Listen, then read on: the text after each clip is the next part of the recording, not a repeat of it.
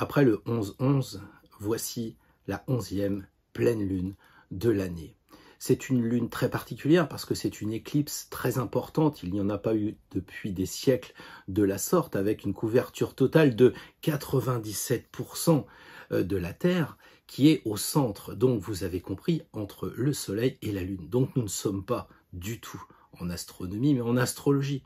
C'est-à-dire que si la Terre va un peu dans l'ombre, eh bien la Lune va pouvoir briller. Donc peut-être que symboliquement, ça signifie qu'il faudrait qu'on s'efface un peu pour laisser poindre la lumière. Donc on va en parler évidemment dans quelques instants. Cheminons sur les derniers mètres avec nos amis Scorpions, puisque à la fin de la semaine que nous allons étudier, donc précisément du 15 au 21 novembre prochain, eh bien, c'est la dernière semaine du Scorpion, puisqu'après, on va aller vers Noël, vers le Sagittaire, et par conséquent, on va aller à la recherche de l'Avent avec cette étoile que tout le monde connaît. Et ça tombe bien, puisque la pleine lune étant le 19-11-2021, la somme totale nous donne 17. Et 17, c'est par hasard. L'étoile, c'est la guidance, c'est prenons en compte ce que les étoiles nous disent. Nous avons notre libre arbitre pour décider par rapport à ce que nous voyons dans les signes, mais tenons en compte, et je crois que là, ça serait assez intéressant de regarder un petit peu la météo astrologique de la semaine avant d'en déterminer le tirage astro-tarot de la future semaine du 15 au 21 novembre prochain.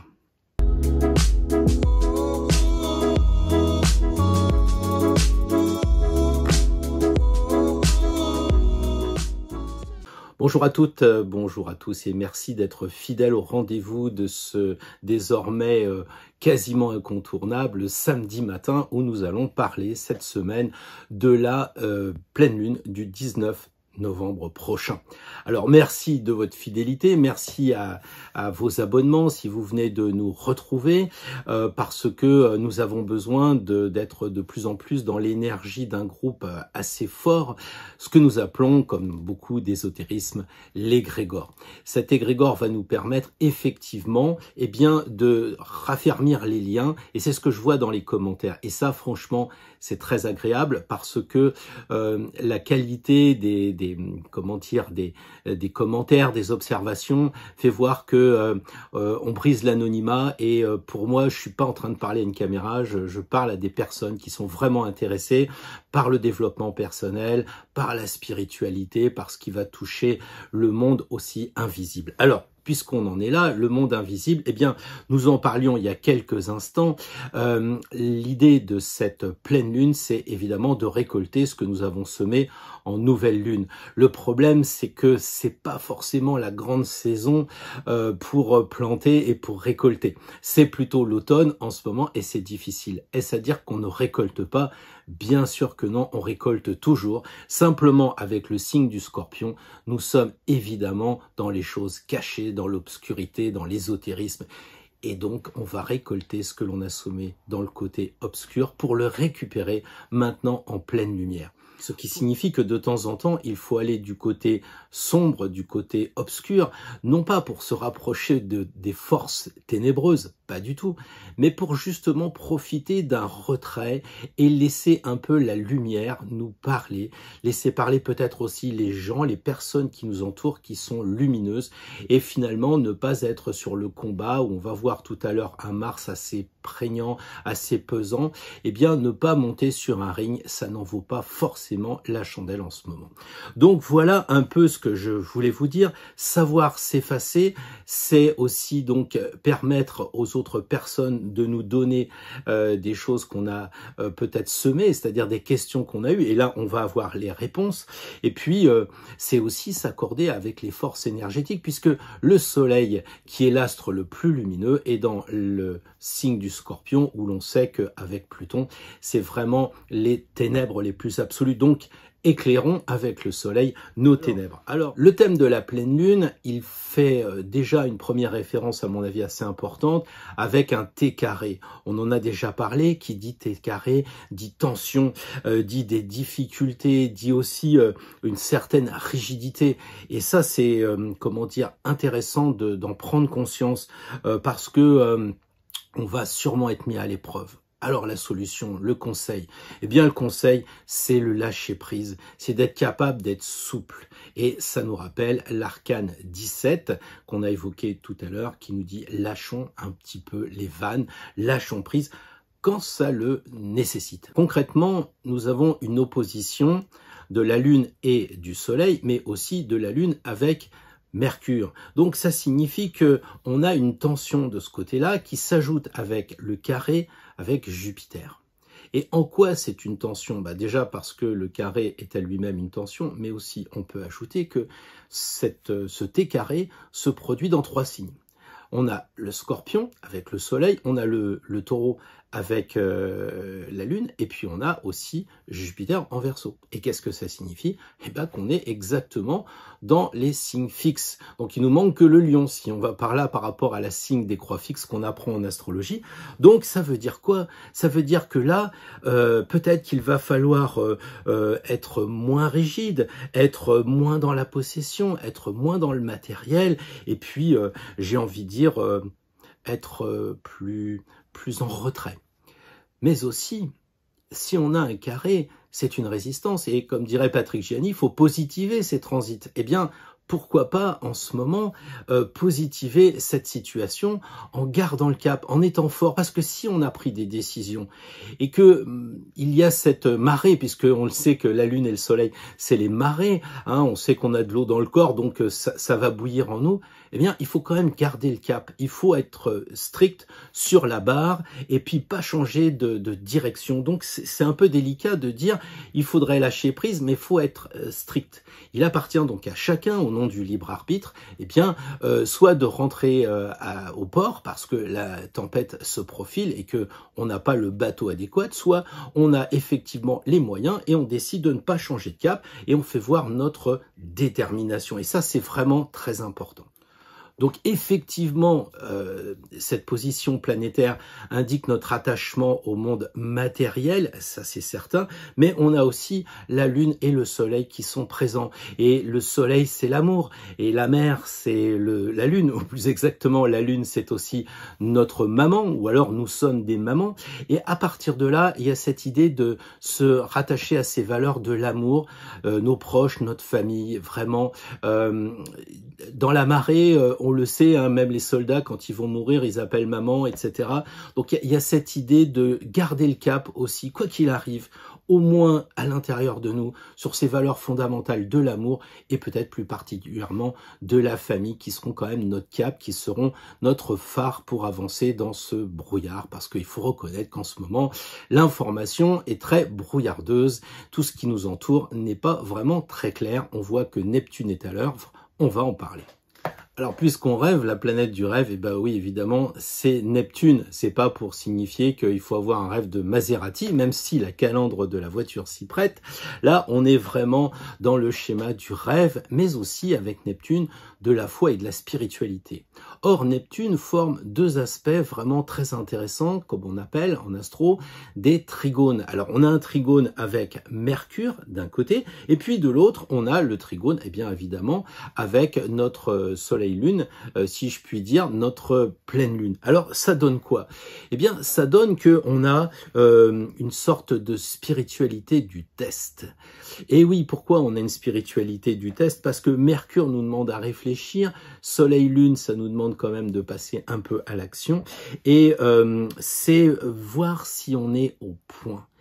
Je crois que là-haut, il nous teste. Puis vous savez, pour vérifier, puisque ce qui est en haut est comme ce qui est en bas aussi on fait des tests, quoi. Donc finalement, on est dans la génération, on est dans le moment du test. Alors qu'est-ce que ça signifie? Ça signifie que on nous teste sur le plan spirituel.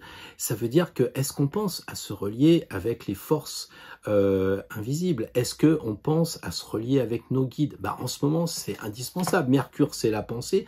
Le lien avec la foi de Neptune, c'est nous relier avec nos guides. Aller toujours plus loin dans le rapport avec le monde invisible. C'est de rester connecté. C'est de faire attention aux synchronicités.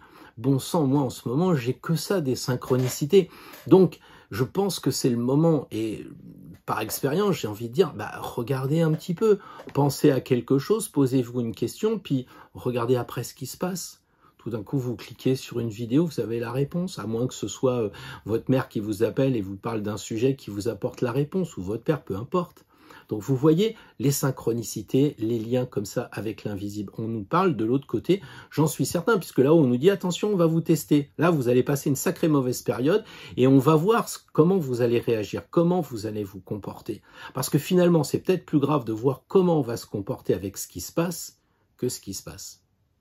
Là, on a aussi, avec la foi de Neptune, l'idée de créativité, l'imaginaire. Donc c'est le moment, si on est créatif, d'écrire un bouquin. C'est le moment, en ce moment, peut-être de se mettre à la peinture. C'est peut-être aussi d'avoir comme but, j'allais dire, de laisser sortir notre intuition. Neptune, l'eau, l'intuition. En général, quand on parle de Neptune, on dit oui, mais c'est flou, on risque de pas voir les réalités, on va se faire un peu enfumer quelque part.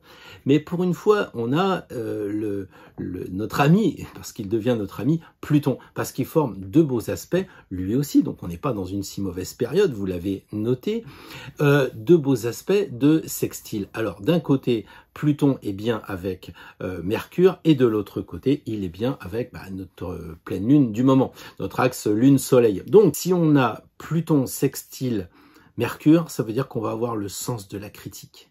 Pas la critique pour critiquer, non, le discernement pour voir si on nous enfume pas. Donc là, il faut peut-être regarder ce qui se passe à la télévision. Peut-être qu'au moment où j'enregistre, il va y avoir un rapport qui va sortir, un rapport assez important. Alors, fake ou pas fake ? Discernons, étudions, regardons. En tout cas, le rêve de dire tiens, on va sortir du Covid, on va sortir de cette contrainte, Pluton va dire attendez, on va regarder, réfléchissez, regardez, c'est là. Et puis on va avoir de la profondeur, on va avoir du recul avec le trigone de Lune-Soleil et de Pluton. Donc de la profondeur. Donc c'est vraiment un moment assez intense pour avoir du recul et regarder les choses objectivement. Et ça nous dit aussi, puisque Pluton c'est la mort, il nous conseille de mourir à cette espèce d'obsession. On focalise trop sur Jupiter, je crois, et puis ces excès de futur du Verseau, de oh là là, ça y est, Facebook change de nom, on va avoir les méta qui vont arriver, on va être, vous savez, le problème chinois social, etc. Discernons, regardons où ça en est, prenons aussi des dispositions pour agir, on va le voir avec Mars dans quelques instants, mais là, l'ami Pluton nous invite au détachement, il nous invite à la sérénité, vraiment. Le sens de l'histoire, en ce moment, il va vers le froid. Et ça signifie qu'il va bien falloir s'adapter. Si on ne prend pas bonnet et écharpe, il se pourrait bien, surtout pour les gens du Nord, parce que nous, dans le Sud, vous le voyez, on est quand même relativement cool, même si on suit la saison. Hein. J'ai entendu des commentaires dire que j'étais triste parce que j'étais en noir. Oui, c'est vrai que c'est le mois des enterrements et puis d'Halloween, mais je m'adapte aussi aux couleurs scorpionesques, le rouge et le noir. N'avons-nous pas parlé de ce bouquin la semaine dernière?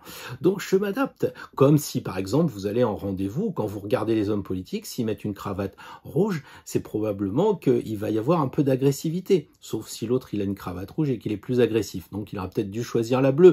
Donc ça, c'est un autre problème. On n'est pas dans cette idée de vêtements et de couleurs. Mais enfin, si vous allez en rendez-vous pour passer des tests, les couleurs sont importantes. Donc moi, je reviens à notre idée du sens de l'histoire de cette année. Nous allons vers le froid. Ça signifie qu'on doit s'adapter, ça signifie qu'on doit être souple, on doit être avec le changement, pas contre, avec. On est avec. Il pleut, on prend un parapluie.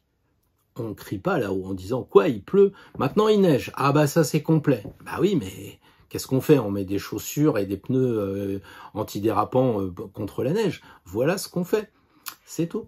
Enfin, sauf si on a une moto. Vous savez qu'on a aussi un problème avec l'opposition Mars et Uranus. Donc Uranus, la planète des Verseaux, Uranus ouragan, vous voyez, on en a déjà parlé, et puis en face Mars, le dieu de la guerre. Alors ils sont comme ça en opposition, et puis il faut ajouter un carré avec Saturne. Donc là, ça va être un moment où tout de suite, le conseil du mois, c'est on arrête la gyro-roue, on laisse tomber la patinette, ou en tout cas, on fait super attention quand on prend la voiture, quand on prend son vélo, sa moto. Bref, vous l'avez compris, il y a vraiment un risque d'accident en ce moment. Et puis, Mars, c'est aussi la guerre. Donc ça veut dire qu'il faudrait peut-être agir. Il faudrait peut-être se prendre en main et puis passer de la, passer à l'action, tout simplement. Parce que on tergiverse trop. Donc ça veut dire qu'on ne sort pas de chez soi en ce moment parce que les forces, tout le monde se sent pas bien, tout le monde parle de compléments alimentaires, de choses comme ça. Peut-être qu'il faudrait agir parce qu'en sortant, on va se régénérer. Peut-être qu'il faut aussi bouger si on n'est pas content de ce qui se passe dans la politique, dans les décisions qui sont prises. Moi, je sais pas, mais en tout cas, avec toutes ces informations disparates, pas très claires, on a peut-être envie de passer à l'action, c'est-à-dire de se renseigner, de voir ce qu'il se passe. On a trop de contradictions. Et puis en plus, on n'est pas très à l'aise parce que comme on est en pleine lune, c'est très clair que on va avoir nos émotions qui vont remonter, qui vont en surrajouter par rapport aux nerfs de Uranus, parce que Verseau égale les nerfs, ok, et de l'autre côté, le dieu de la guerre, la tension. Donc c'est vrai que Saturne qui est en carré, soit il va vraiment nous coincer encore plus et ça va provoquer une explosion, un peu comme si c'était l'effet cocotte-minute. Donc faut faire attention. Et là, relions-nous à Neptune, tout n'est pas perdu. Essayons de capter les énergies neptuniennes. Alors vous allez me dire, c'est quoi? Je sais pas, quand ça commence à monter, vous repensez à ce qu'on s'est dit. Vous vous dites, oui, c'est vrai, il y avait cette planète Neptune, le trident de Neptune dans l'eau, l'eau ça calme, oui, je vais accepter de me laisser calmer. Il y a aussi les forces invisibles, une espèce de providence. Si on se connecte aux énergies de la guerre pour faire du mal, uniquement pour faire du mal et pas pour se libérer de tension. Quelquefois, si vous êtes agressé dans la rue, vous serez content de mettre un coup de poing dans la gueule du mec, quoi. Ça me paraît évident pour arrêter que il vous estourbisse encore plus. Donc la violence, c'est comme tout, c'est comme un couteau. Un couteau, ça sert à couper la viande et ça sert aussi à faire du mal aux gens. Donc dans l'hypothèse où on serait dans ce côté incontrôlé, limite accident, guerrier, etc., repensons à Neptune. En tout cas, le thème de la pleine lune du 19 novembre comporte cette énergie. À nous de savoir nous y relier par rapport à notre libre arbitre. Alors, on va faire un petit peu de sentimentalisme ou de sentiment, parce que Vénus, figurez-vous qu'elle est aussi en trigone avec Uranus.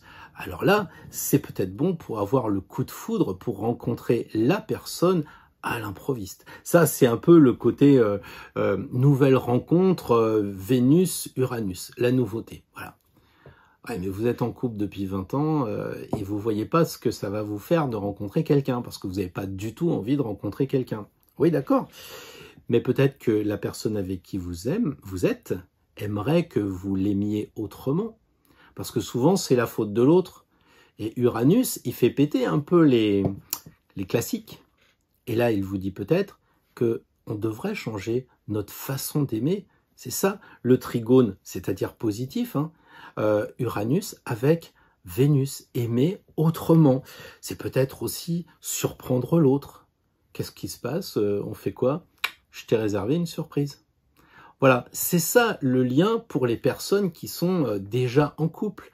Et elles sont favorisées aussi. Pourquoi? Parce que Vénus est dans le signe du Capricorne.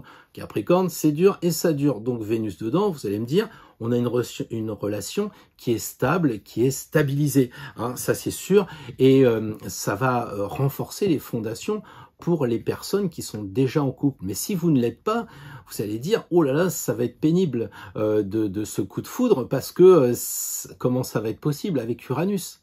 Eh bien, Uranus, il fait trembler les choses, et puis après, ce qui tient, c'est du solide, c'est du stable. Donc ça veut dire que vous allez peut-être avoir le coup de foudre, mais pour une relation sincère, une relation durable. C'est ça l'esprit Capricorne, Vénus en Capricorne. Et l'esprit d'Uranus, c'est un peu de faire bouger le tamis. Voilà ce qu'on pourrait dire sur le côté sentimental avec cette Vénus qui est quand même présente dans le thème de la pleine lune du 19 novembre. Alors on est en train de terminer le signe du Scorpion et j'ai envie de vous poser la question, qu'est-ce que l'on a appris avec ce signe? Signe qui est souvent mal perçu. Et ça, c'est vraiment bien dommage. Parce que c'est un peu comme le diable que l'on perçoit mal, alors que c'est simplement un ami qui vous dit « Attention, chaussée glissante ». Si après vous vous engagez sur ce que vous propose le diable, le sexe, l'argent et le pouvoir, faut pas vous plaindre. Mais la carte est à l'endroit.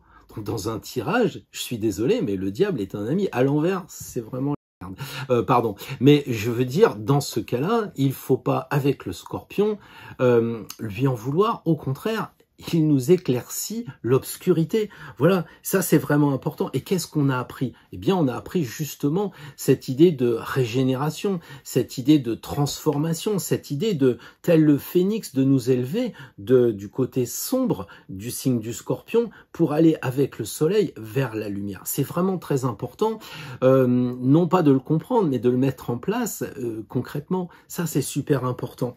Donc, si on va sur cette conclusion, on se dit que on a appris la transformation. Mais le rouge et le noir, c'est le symbole aussi des alchimistes. L'œuvre au rouge, l'œuvre au noir, l'œuvre au blanc, on les connaît plus ou moins, mais il y a cette idée non pas de transformer. Non, non, transformer, c'est changer la forme. L'alchimiste, lui, ce qu'il veut, c'est trouver de l'or. Donc, il veut changer du plomb en étain, de l'étain en mercure, du mercure en cuivre, et de l'argent en or et de l'or en eau. C'est pour ça que les alchimistes, d'ailleurs, ne cherchent pas de l'or. Parce qu'une fois qu'ils sont partis du plomb, qu'ils épurent au fur et à mesure, ils arrivent à passer de l'or à soi-même. Et c'est ça qu'il faut transformer? Non, épurer. Quand vous êtes en argent et que vous arrivez à l'or, il n'y a plus d'argent. Quand vous prenez des hommes politiques, vous les secouez et ils sont là différemment, c'est on prend les mêmes et on recommence. Et là, oui, on a transformé. Ah oui, alors il est plus à l'intérieur, il a la justice. Ça tombe bien, c'est un sportif. Voilà, bon, au sport, ah bah oui, ça tombe bien, et on prend des gens, on recommence et en fait, on transforme. Je crois que le Scorpion, c'est la mort, c'est la maison 8. Donc, il y a cette idée de, non pas se transformer, de changer de forme, mais de changer d'état d'esprit. Transmutation, c'est la mutation de l'argent en or. Quand on est en or, on voit pas d'argent. On va pas parler d'orichalque maintenant quand même, mais sérieusement, vous voyez ce que je veux dire? Donc on prend pas les mêmes et on recommence. On prend les mêmes, on les met ailleurs et on en prend d'autres. C'est ça la transformation. Donc il faut épurer sans cesse. Il faut enlever au fur et à mesure comme l'oignon. C'est ce que disent, je crois, les hindous. Ils disent on enlève les superpositions des pelures de l'oignon pour arriver à quoi? Au néant. Bon, ça c'est encore une autre question. Mais l'idée, c'est effectivement, non pas de se transformer, mais de transmuter. Et je crois que c'est vraiment fondamental de comprendre ça dans le mois du Scorpion. Le symbole le plus important pour moi, pour essayer d'illustrer mon propos, sont les champs de blé et aussi les champs de raisin, si je puis dire.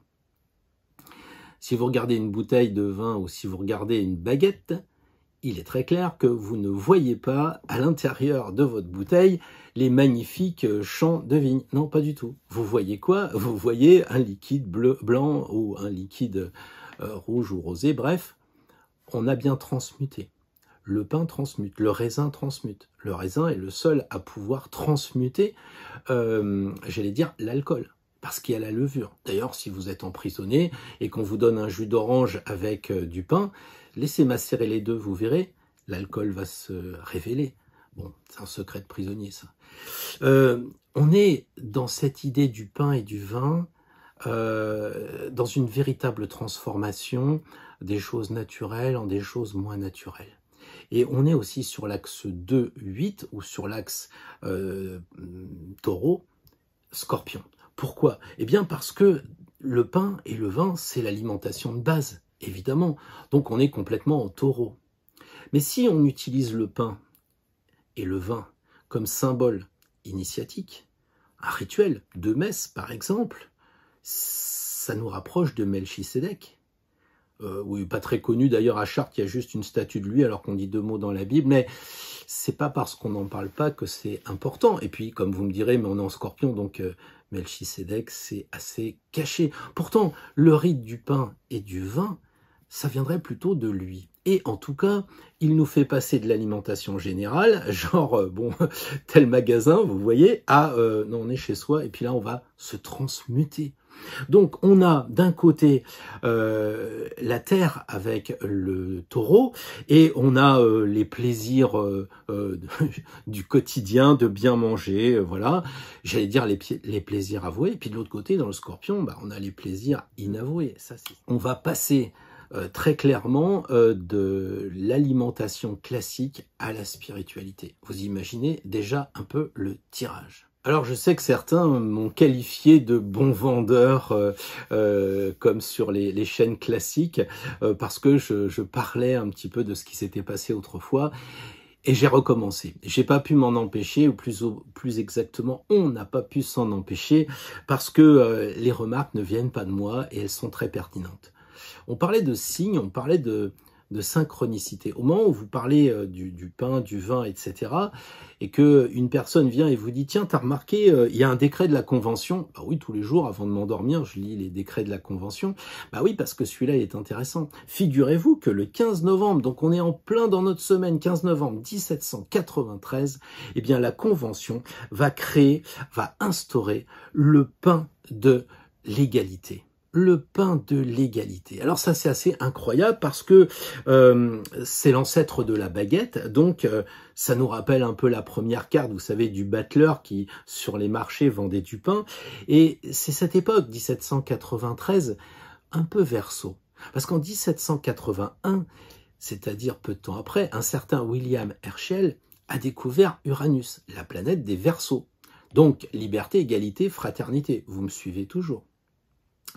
Évidemment, au début, il croit que c'est une comète, bref, il va falloir un peu affiner, et puis il va décéder, bref, son fils va reprendre les manettes, et John Herschel va devenir celui qui sera le patron de l'astronomie, pardon, le Royal Astronomical Society. Voilà, ça c'est l'accent plutôt d'Oxford, vous savez, plutôt que New York, parce que New York, on dit un toast, et puis à Oxford, on dit un toast. Donc vous avez compris cette différence. Toujours est-il que John Herschel eh bien, prend la succession de son père et va vivre 84 ans, voilà. Ah oui, 84 ans, par hasard, c'est le cycle exact d'Uranus. Clin d'œil, synchronicité, ça va, on continue. Alors, on est dans le siècle des Lumières et c'est très Verseau, évidemment, avec Uranus. Et je vais vous lire quand même ce que décide la Convention. Écoutez bien, la richesse et la pauvreté devant également disparaître du régime de l'égalité. Alors ça, c'est pas énorme ça. 1793, on crée la baguette, on transforme le blé en pain et le pain en concept. Tout le monde doit avoir du pain parce que ici, les pauvres n'ont plus leur place et les riches doivent dégager. Exactement ce qu'on a fait. Aujourd'hui, on n'a pas 1% de personnes qui détiennent 99% des richesses. Heureusement qu'on ne s'est pas laissé faire, le peuple. Évidemment, il n'y a pas de pauvreté. On aurait peut-être créé des restos du cœur. Bon, ça aurait duré 1 an ou 2, on ne l'aurait pas institutionnalisé pendant 30 ans. Donc, le pain de l'égalité, et je continue la lecture de mon petit travail de convention, qui n'est pas mon travail d'ailleurs, tous les boulangers seront tenus sous peine d'incarcération, de faire cette sorte de pain, le pain de l'égalité. Bon, bah là, chapeau. Hein. Après, évidemment, si je continue l'actualité, qui est vraiment sympa, le 15 novembre. Le 15 novembre, eh bien, ça a été les moments des premiers vols. Non pas des vols comme ça c'est chez Fauchon. Là, on parle des vols qui vont dans l'espace. Donc, on a, par exemple, en 42, la création du premier chasseur de nuit. Les Allemands ont inventé ça. En 44, on a le premier avion de transport des troupes militaires. En 49, on a le premier vol de bimoteur d'affaires. En 71, donc 1971, toujours le 15 novembre, on a le lancement de la puce Intel Pentium. Ça n'a rien à voir avec l'espace, mais comme c'était lancement, je trouve que c'était bien. Et puis on a aussi le 15 novembre 88, le vol de la navette spatiale soviétique. Voilà, c'était pour le 15. Bon, si on avait pris le 18, on se serait dit, tiens, dans le mois du Scorpion, c'est incroyable, puisqu'on a le premier vol de montgolfière habité. Donc vous voyez, c'est intéressant de s'amuser à regarder ce qui se passe dans ce mois. Évidemment, c'est le mois, on l'a vu, de la mort, mais un peu le côté Halloween. Alors c'est normal que le 16 novembre 2001, eh bien, il y a l'école des sorciers qui arrive avec ce personnage que personne ne connaît, qui s'appelle Harry Potter. Donc on est bien à l'école de l'ésotérisme, on est bien à l'école des choses cachées. Voilà. Le vin aussi, puisqu'on a parlé du pain tout à l'heure, le pain de l'égalité, le vin, c'est pas difficile, là, faut remonter en 767. J'ai pas dit 1000, je dis 767, le 16 mars, avec un certain ermite qui s'appelle Émilion. Il va aller faire 2-3 pieds de vigne près de Bordeaux, là-bas, ça a porté son nom, et puis ça sera classé au patrimoine mondial de l'humanité. Donc on a le vin, on a le pain dans le mois de novembre, donc on y est bien. Franchement, on est bien là, quoi. Il n'y a pas de problème. D'ailleurs, en 46, le 21 novembre, donc à la frontière, Boris Vian, il nous fait un bouquin, j'irai cracher sur vos tombes, les tombes, oui, on sait, Scorpion, la mort, etc. Donc Boris, il était tip-top, hein, voilà. Et puis alors, évidemment, on peut se poser des questions, mais une question vraiment fondamentale. Vous êtes dans la spiritualité, nous sommes dans le développement personnel. Pourquoi JR a-t-il été victime d'une tentative d'assassinat? Eh bien, c'est le 21 novembre qu'on va apprendre que c'est sa femme qui a voulu le tuer. Quel est le rapport? Sa femme était alcoolique. Attention, attention, spiritualité, spiritueux, mais n'abusez pas. Des bonnes choses, c'est marqué en petit depuis 50 ans, donc tout le monde doit le savoir. Je pense que faut pas abuser de la cigarette. Non, c'est pas ce que je voulais dire. Le 19 novembre 1703, oui, c'est terrible, mais c'est le décès du masque de fer. On a longtemps prétendu que le Louis XIV avait un jumeau. Il l'avait embastillé et donc le masque de fer est mort. Donc on voit l'idée de secret, le mettre à l'ombre, en dessous, la prison, bref. Voilà, nous y sommes, vous avez compris. Et puis aussi, eh bien, c'est la Sainte Élisabeth. Et ça, c'est terminé sur une note peu optimiste, j'en conviens. Effectivement, on s'est posé la question, quid de Sainte Élisabeth ce 19 novembre? Eh bien, figurez-vous que dans la symbolique des prénoms transgénérationnels d'Annie Transvouez, ici même, nous avons trouvé un intérêt avec Sainte Élisabeth. Pourquoi? Parce que en fait, il y a toute une histoire. Je vous invite à aller voir ce qui se passe. Donc c'est en 19 novembre, mais on est en 1400, donc on est au 15e siècle, et c'est une affaire de sainte qui ouvre son manteau et qui a des roses en dessous, donc c'est pas une autre Élisabeth, puisqu'il y en a plusieurs. Je parle de Sainte Élisabeth de Hongrie. Il y a même une église à Lyon qui porte son nom, et c'est très intéressant. Et ce qui s'est passé, c'est que depuis que c'est la Sainte Élisabeth, on a sans arrêt des raz-de-marée. Donc on a noté, en 2002, on a eu une tempête qui a fait couler un bateau avec une marée noire. On a un raz-de-marée en 1404, en 1421, en Hollande, et puis aussi en Nouvelle-Zélande. Enfin, je vais pas vous faire la retape. 1404, 1421, 1424 aussi. Alors, la question c'est, vu ce qu'on voit en ce moment, est-ce qu'il ne faudrait pas craindre un raz-de-marée? Est-ce qu'on ne risque pas d'avoir quelque chose d'assez compliqué en termes des éléments? Donc là, peut-être aussi, puisqu'on a parlé d'accident tout à l'heure, il faut raison garder et faire attention si on est au bord de la mer. J'ai parlé tout à l'heure des vélos, mais il y a aussi les bateaux à aube, donc ça c'est important à prendre en compte, donc soyez prudents, prenez soin de vous. Et comment allons-nous voir ce fameux tirage? Alors j'avais pensé faire des tirages de synchronicité, eh ben non. Je me suis dit, puisqu'on est en phase terminale, c'est bien dit quand même pour le signe du Scorpion, on est en phase terminale, c'est l'idée de faire un peu le bilan et de voir surtout ce que l'on doit transmuter, pas ce que l'on doit transformer, ce que l'on doit transmuter. Donc la première carte, ça serait vraiment ce qu'on doit abandonner. Voilà. Il y a un truc vraiment, c'est abandonner, c'est pas changer. Si vous tirez l'impératrice, c'est pas bon bah j'arrête de penser puis je réfléchis quoi. Hein, c'est pas ça. La papesse, bon bah je veux pas entendre ce que disent les autres, je suis sourd à tout ce qu'on dit, bah c'est pas grave, je vais acheter un sonotone. Non, c'est pas ça. C'est vraiment l'abandonner. Quelle est la chose sur laquelle on doit travailler pour arrêter? C'est pas facile. Hein. Personne n'a dit que c'était facile. Sinon, on peut prendre le tirage de la semaine, on tire 3 cartes, et puis je vais vous dire, bah, la semaine prochaine, pour les Verseaux, il y aura ça, pour les Balances, il y aura ça. Vous savez le faire maintenant, c'est pas compliqué. Puis en plus, c'est votre tirage avec votre énergie à vous et votre interprétation qui, mieux que vous-même, vous connaissez. Là, on est en train de parler d'un tirage pour un groupe en général, et puis aussi pour apprendre un autre tirage. Et je pense que la première carte, c'est ce qu'on va devoir abandonner. Donc demain, on va voir ça signe par signe. Première carte, pas facile. Évidemment, ça peut être assez simple, quoi. Hein, je sais pas, l'ermite, bah, c'est arrêter d'être toujours dans le passé. Mais la carte suivante ne donne pas forcément la réponse à la carte du passé. Elle dit l'objectif. Autrement dit, si vous voulez passer du plomb au mercure ou du plomb à l'étain, en aucune façon, ça va être de faire le lien entre les deux. Non, non. On fait le travail sur un, et puis après, on obtient quelque chose. Et ça, c'est fondamental. Donc, il y a cette idée de complètement différent. Qu'est-ce qu'on va obtenir de totalement différent? Là, on transmute l'argent pour trouver de l'or. Ok, bah on sait qu'on va trouver de l'or. Donc ça, c'est la deuxième carte. Mais si on transforme l'or encore plus, qu'est-ce qui va arriver? On va tomber sur nous, forcément, au bout du compte. Parce que c'est nous qui faisons les choses. Et qu'avec la quantique, on n'a pas attendu les physiciens pour savoir que ce qu'on regarde, on le transforme. N'est-ce pas, mesdames, avec la mayonnaise? On n'a pas besoin de Max Planck et des autres. Enfin, ça a aidé quand même pour faire des bombes. Mais bon, là, on parle de mayonnaise.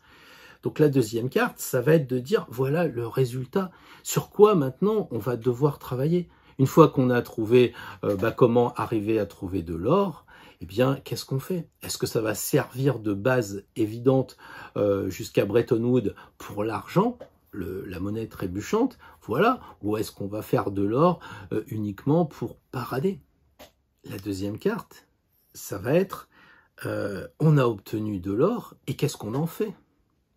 La deuxième carte, ça va être, on a encore passé une nouvelle transmutation après l'or, c'est nous, et qu'est-ce qu'on va en faire? Et c'est ça qui est intéressant. Donc tout ça, on le voit demain matin. D'ici là, bah, écoutez, je vous souhaite une bonne soirée, une bonne après-midi. Prenez soin de vous, vivez bien.